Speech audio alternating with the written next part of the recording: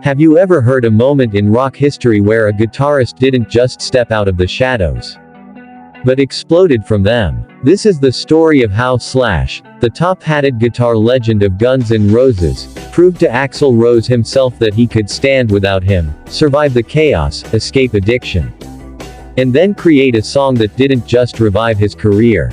It saved his life. This is one of the most powerful comeback stories in rock. And today, here on Rock Fame Diaries, we're going deep.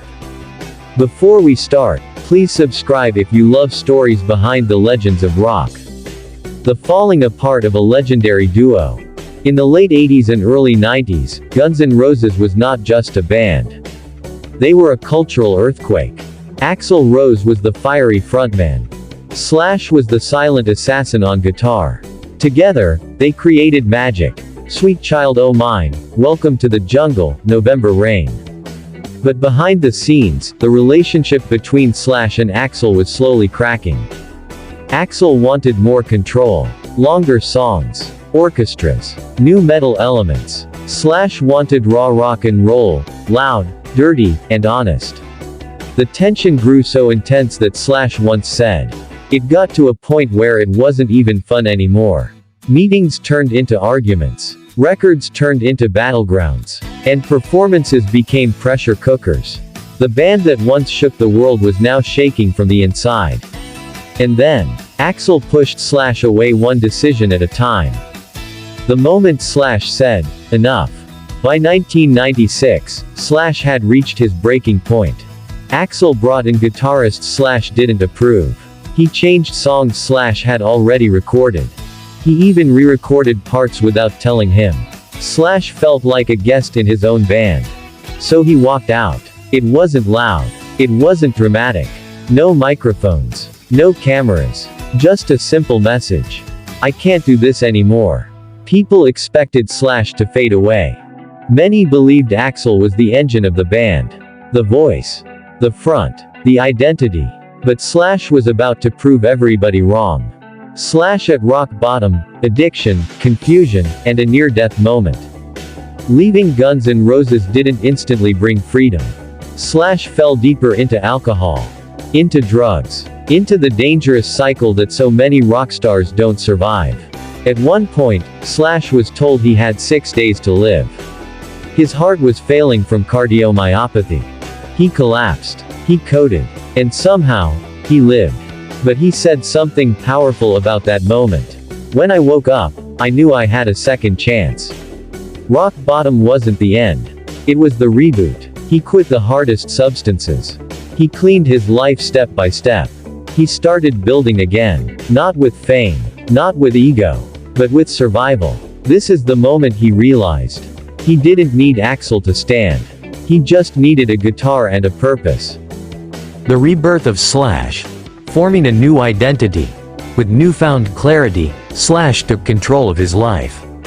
He started a band called Slash's Snakepit.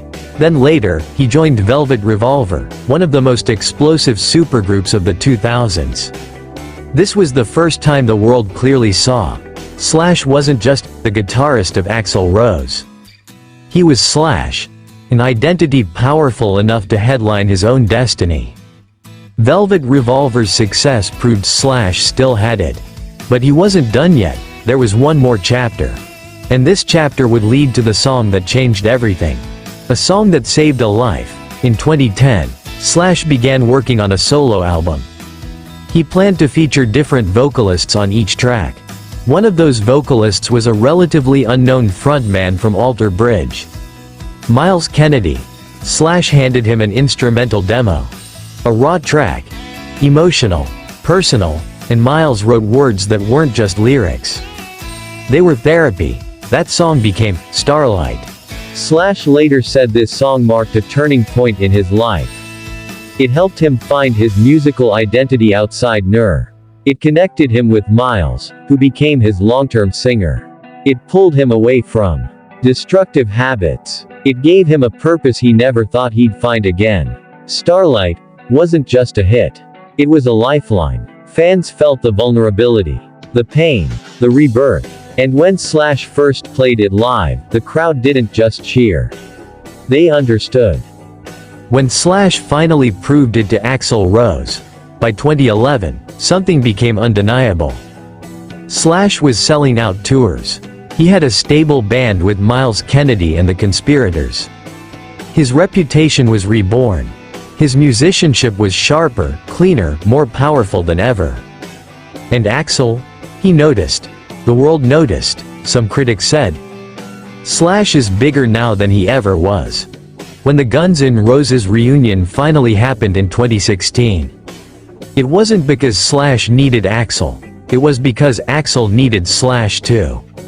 Slash walked into the reunion not as Axl's guitarist, but as a man who had proven he could survive without him. A man who rebuilt a career stronger than people thought possible.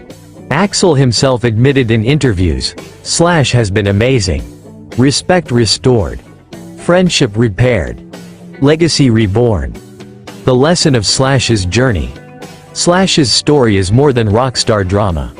It's a human lesson. You can walk away from toxicity. You can rise again even when everyone counts you out.